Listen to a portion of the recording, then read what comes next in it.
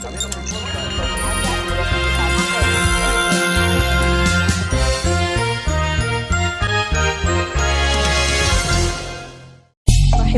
عبر الأقمار الاصطناعية من الرباط بالدكتور عبد الفتاح نعوم، الكاتب والباحث في العلوم السياسية.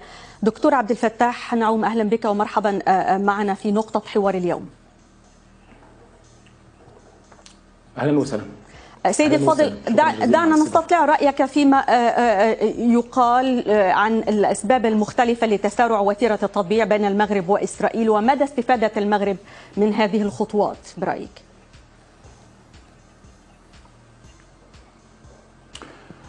في تقديري أنه المغرب يعامل هذه المسألة انطلاقا من سياسة خارجية لدولة لديها علاقات مع مجتمع دولي، تنطلق بخياراتها الوطنية السيادية نحو العلاقة مع كل دول العالم، تنفتح بالمناسبة على الكل حتى على الدول المتخاصمة فيما بينها.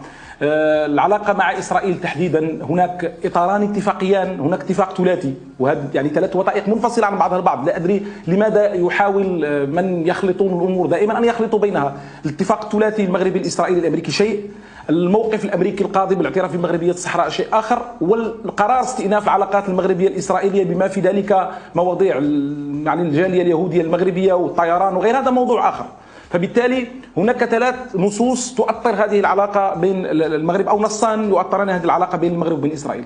العلاقات العسكرية المغربية الإسرائيلية هي تضبطها الاتفاق الثلاثي، والعلاقات المغربية الأمريكية يعني يعني مناورات الأسد الإفريقي والتعاون العسكري الأمريكي المغربي. طب هناك من يقول في البداية عن مسألة الاتفاق الثلاثي الجاري ده بأن الولايات المتحدة من جانبها. سيدي الفاضل عفوا لانه في تاخر في وصول الصوت اليك لبعض ثواني قليله فسأبدو وكانني اقاطعك يعني، ولكن خلينا نتحدث عن مساله الاتفاق الثلاثي هذا، لان البعض يشكك فيه ويقول بانه يعني ليس صالحا ان يتم اطلاق امر كهذا عليه، لانه الولايات المتحده لن تتخذ اي اجراءات منذ قرار ترامب منذ بضعه سنوات. الأمر لم يتغير، ليس هناك أي إجراءات اتخذت على الأرض سواء من ترامب أو من الإدارة الحالية إدارة بايدن، والأمر فقط هو مجرد تعاون ومقايدة كما يقال بين إسرائيل والمغرب. سيدتي، أنت تتكلمين عن الأمر الرئاسي التنفيذي الصادر عن الرئيس ترامب والذي صدر بعده، يعني حينما جاء الرئيس بايدن 17 أمر تنفيذي آخر لا يوجد فيها أي أمر رئاسي تنفيذي يلغي الأمر الرئاسي التنفيذي السابق. ومعروف في الدستور الأمريكي كيف تلغى الأوامر الرئاسية التنفيذية، إما بالقضاء إما بأمر رئاسي تنفيذي مثله. فيما يتعلق بالإجراءات المتعلقة ببناء القنصلية أو يعني القنصلية الأمريكية في الداخلة، تم وضع الحجر الأساس وكان زيارات لمسؤولين رسميين أمريكيين. هذه مسائل مصدرية إجرائية شأنها شأن يعني مجموعة من الإجراءات معمول بها في القانون الدبلوماسي والقنصلي، لا علاقة لها بهذا الباب. الاتفاق الثلاثي شيء آخر. اتفاق ثلاثي هو اتفاق ثلاثي مغربي أمريكي إسرائيلي، شأنه شأن اتفاق بغداد الذي وقع في العام 55 والذي رسم معالم السياسة الدولية في منطقة الشرق الأوسط بعد نهاية الحرب العالمية الثانية. هذا الاتفاق الثلاثي هو يرسم معالم السياسة الدولية في القارة الإفريقية بعد فشل العمليات الفرنسية والنفوذ الفرنسي، وفشل يعني مشاريع بأكملها في القارة الإفريقية، خصوصا بعد الأحداث ما عرف بالربيع العربي، مشكلة ليبيا، اندلاع مشكلة الساحل والصحراء، اندلاع مشكلة مالي وظهور الانفصال في شمال مالي أو ما يسمى بأزواد القبائل أو عفوا الطوارق. فبالتالي هذه العناصر كلها هي المتعلقة بالاتفاق الثلاثي. فيما يتعلق بمسألة العلاقة يعني وهذا مهم جدا، أنا سمعت حتى بعض المداخلات تتكلم عن العلاقات يعني الإسرائيلية المغربية. هناك خياران منذ أن ظهر هذا مشكل إسرائيل منذ نهاية العشرينيات إلى العام 1942. خياران لا ثالث لهما، إما خيار الحرب وإلقاء إسرائيل في البحر، وهذا جرب وفشل ولم يتمكن أحد من فعل ذلك، لا فيما يتعلق بالدول يعني حين منذ العام 48 إلى العام 73، أو فيما يتعلق بالمجموعات يعني تحت مستوى الدول، هذا فشل. هناك خيار آخر وخيار السلم، لغة القانون الدولي، العلاقات الدولية، لغة الدبلوماسية، لغة يعني الحلول السلمية، وهذا فيه خياران بدوره، إما أن تقاطع إسرائيل دكتور عبد الفتاح هنا في هذه النقطة فيما يتعلق بتأثير ذلك على القضية الفلسطينية. الكل قال أو يعني ليس الكل، البعض تحدث عن مسألة أنه هذا سيأتي بلا شك على حساب القضية الفلسطينية. كيف يمكن مساعدة الفلسطينيين في ظل هذا التطبيع الذي تتحدث عنه؟ هل يمكن لإسرائيل ربما أن تستمع ترضخ لضغوط ما تمارس من الدول المطبعة؟ هو اساسا يعني لا توجد اي دوله اتخذت قرارا بان تنهج او تنتهج علاقات دبلوماسيه مع اسرائيل تفرض على الدول الاخرى العربيه او تدعوها الى ان تفعل مثلها، يعني هذا لم يحدث منذ ايام السادات ولا على ايام وضع عربه، هذا لم يحدث في يوم من الايام. وبالتالي الدول العربيه التي اختارت انطلاقا من سيادتها الوطنيه ان تقطع علاقاتها الدبلوماسيه مع اسرائيل او ان تبني معها علاقات يعني تحت الطاوله، كل حر، يعني كل دول حره، بالمناسبه اكثر من الدول التي تزايد لديها علاقات تحت الطاوله مع اسرائيل. طيب. فبالتالي لا يمكن أن نضع الأمور في العلاقات بين الدول بهذه الطريقة، لا سيما وأنه لم ينفع الفلسطينيين الدول التي قاطعت إسرائيل ولا الدول التي قالت أنني سأحارب إسرائيل وأرميها في البحر، كلاهما لم ينفع الفلسطينيين. بالمقابل الفلسطينيون خرطوا في العملية السياسية، قاموا بالتنسيق الأمني، حتى حماس الآن لديها تنسيق أمني مع إسرائيل. الدول العربية الآن التي تقول أنه يمكن القيام بجهود وساطة من موقع علاقات دبلوماسية متساوية بين الفلسطينيين وبين إسرائيل يمكن أن تقدم نتائج. فتح معبر الليمبي في الضفة الغربية كان مستحيلا لو لم يكن للمغرب علاقات مع إسرائيل ومع الفلسطينيين. دكتور عبد الفتاح، اسمح لي هنا أستمع لمشاركة من مريم من عبر الزوم وأعود إليك. مريم. نعم. استمعتي لما يقول الدكتور عبد الفتاح هنا، ونقطة أيضا أثرتها مليكة كانت تتحدث قبل قليل عن تأثير هذه التحركات والتقاربات والتفاهمات على دول الجوار، هي سيكون لها أي تأثير بوجهة نظرك؟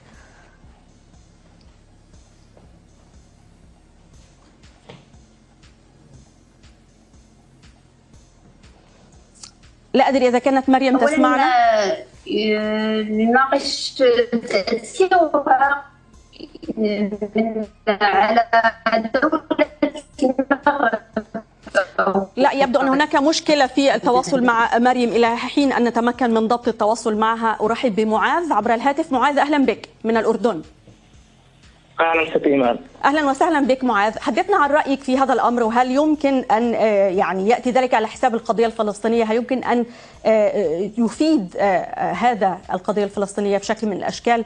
والأستاذ الدكتور عبد الفتاح تحدث عن أنه يعني هناك دول هي حرة في اتخاذ قراراتها في التقارب أو قطع العلاقات مع إسرائيل. كيف تنظر لما طرحه؟ لا أتفق مع الطرح الذي طرحه ضيفك المغرب. بصراحة أريد أن أرد على ضيفك الإسرائيلي عفير بن دلال. أولا إسرائيل يعني من تاريخ 2020 وهي كالطير المذبوح تتنقل من دولة لدولة لتطبيع العلاقات. هذا الشراء ولاءات أنظمة وليس شراء ولاءات شعوب. هم يريدون إسرائيل لن تستفيد شيء من التطبيع مع المغرب. بالمناسبة المشاركة العسكرية 12 جندي مشاركة رمزية أصلا، وتم إعلانها للإعلام، فالهدف من هذا هو إعلاميا. هو تحدث عن أن إسرائيل تسعى للأمن والسلام في المنطقة، سواء في المنطقة في شمال أفريقيا أو في الشرق الأوسط ككل، وبالتالي هذه التحركات ويعني التطبيع يأتي في هذا السياق. مستحيل سيدتي. أول المغرب، خلينا نتحدث عن المغرب. المغرب ما الشيء الذي أجبرها لتطبيع العلاقات مع إسرائيل؟ ليس لها حدود مشتركة. مثلا أنا لا أتفق مع أي تطبيع مع إسرائيل سواء الأردن أو مصر أو أي دولة عربية، ولكن إذا استضفت دبلوماسي أردني سيقول لك نحن لدينا أطول شريط حدود مع إسرائيل، لدينا تاريخ حربي مع إسرائيل، لدينا مياه عابر الحدود من إسرائيل، لدينا ملف اللاجئين، ملف القدس، الوصايا الهاشمية. لكن المغرب ما الذي أجبرهم على تطبيع على مثل هذه الخطوة؟ وغير ذلك نحن نعم طبعنا العلاقات مع إسرائيل، ولكن لا يوجد هناك تواصل إعلامي يظهر للشارع الأردن مع إسرائيل. اليوم رئيس الكنيسة الإسرائيلي بزور المغرب وبظهروا للإعلام ومشاركة عسكرية وبظهوروها للإعلام. هذا استفزاز لشعور المواطن المغربي.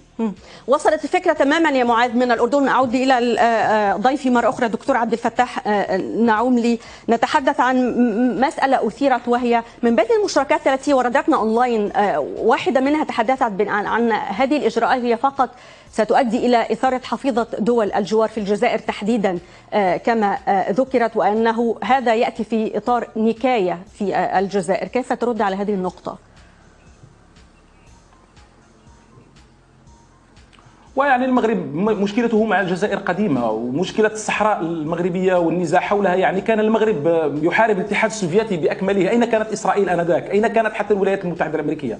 المغرب وقف في وجه نصف العالم، في وجه نصف كوبا، وفي وجه كوريا الشمالية، وفي وجه الجزائر والقذافي. يعني أين كانت إسرائيل آنذاك؟ المغرب هل سيحتاج إلى إسرائيل من أجل أن يحمي أرضه؟ المغرب حمى أرضه في أسوأ الظروف. المشكل الآن هو أنه المغرب ينسج علاقات دولية ذات طبيعة استراتيجية مرتبطة بمفهوم القارة الإفريقية والمخاطر الموجودة في الساحل والصحراء. اليوم المشكل الساحل والقرن الإفريقي، هناك هلال من المخاطر يعني يحدق بالعالم بأكمله. الجزائر ومن يحكمونها ينظرون عند أنفهم، يعني يفكرون بوصلتهم هي بوليزاريو ومخاوفهم من أن ينقلب السحر على الساحر، لأنهم يعرفون أن المغرب حسم هذه الملفات، موضوع الصحراء في مجلس الأمن في الأمم المتحدة، فيخشون على جبهتهم الداخلية من الانهيار حينما يفقدون هذه الشماعة التي يمارسون بها السياسة ويلعبون بهذه الشعارات. تقول بأن الرئيس الجزائري السابق الراحل ولكن هناك من يختلف معك يقول حينما استقبل بنيامين لم يحصل فيما يتعلق بملف الصحراء. والله يا سيدتي ليست كل الدول يعني اعترفت بالسيادة المغربية، وحتى الولايات المتحدة يبدو كأنها متلكئة الآن، يعني ربما تريد أن تحيل الأمر مرة أخرى للأمم المتحدة. يعني الأمر لم يحسم بشكل كامل. سيدتي، هل الولايات المتحدة الأمريكية ستخجل من المغرب؟ حينما جاء بايدن انسحب من الاتفاق النووي، عاد إلى الاتفاق النووي الإيراني وخرج من مجموعة بروتوكولات كان دخلها ترامب. هل الولايات المتحدة الأمريكية ستخجل من المغرب؟ الولايات المتحدة الأمريكية في العام 2013 تقدمت بمشروع قرار لتوسيع مهام المنورسو وحدثت أزمة بينها وبين المغرب. هذا كلام يعني سطحي جدا إذا أردنا أن نحلل وثائق ونصوص وعلاقات دولية مضبوطة. فيما يتعلق بموضوع الجزائر، مشكلة الجزائر وأنها تتوهم أنها تخيف إسرائيل. يعني ما الذي تفعله الجزائر لإسرائيل؟ رئيس الجزائر السابق عبد العزيز بوتفليقة التقى ببنيامين نتنياهو في جنازة المرحوم المغفور له الحسن الثاني وقال له نحن مستعدون للتعاون معكم. هناك علاقات تحت الطاولة بين الجزائر وبين قطر ومع إسرائيل، يتعاونون معهم في قضايا التسليح والغاز والطاقة وغيرها والصناعة من خلال دول أخرى ومن خلال شركات عابرة للجنسية. هذا والله مزايدات يضحكون بها على دقون الشعوب. بالمقابل إسرائيل يعني التي يزعمون أنها هي التي جاءت بالاعتراف الأمريكي بمغربية الصحراء، إسرائيل لم تأتي بالاعتراف الأمريكي لها بأن وجودها شرعي في الضفة الغربية. إسرائيل انسحبت من غزة في العام 2005 ولم تعترف لها الولايات المتحدة الأمريكية بأن وجودها فيها شرعي. يعني إسرائيل لم تنفع نفسها في ملفاتها المتعلقة بقرار التقسيم، المتعلقة بالضفة الغربية، المتعلقة بغزة، المتعلقة بوجودها في الجولان وفي مزارع شبعة وتلال كفر شوبة في لبنان. يعني إسرائيل لديها مشكلاتها القانونية الأولى بأن تحلها. بالمقابل المغرب ينسج علاقات لا مع إسرائيل ولا مع الولايات المتحدة الأمريكية ولا مع الناتو ذات طبيعة عسكرية استراتيجية مرتبطة بأدوار، يعني بتوزيع الأدوار على مستوى السياسة الدولية ل100 عام. ليس لدينا ضيفا يعني جزائري يرد على ما أثرت من نقاط، ولكن أشكرك جزيل الشكر. والله فكرة بسيطة، والله انتهى الوقت للأسف. أشكرك جزيل الشكر يا دكتور عبد الفتاح نعوم، الكاتب والباحث في العلوم السياسية.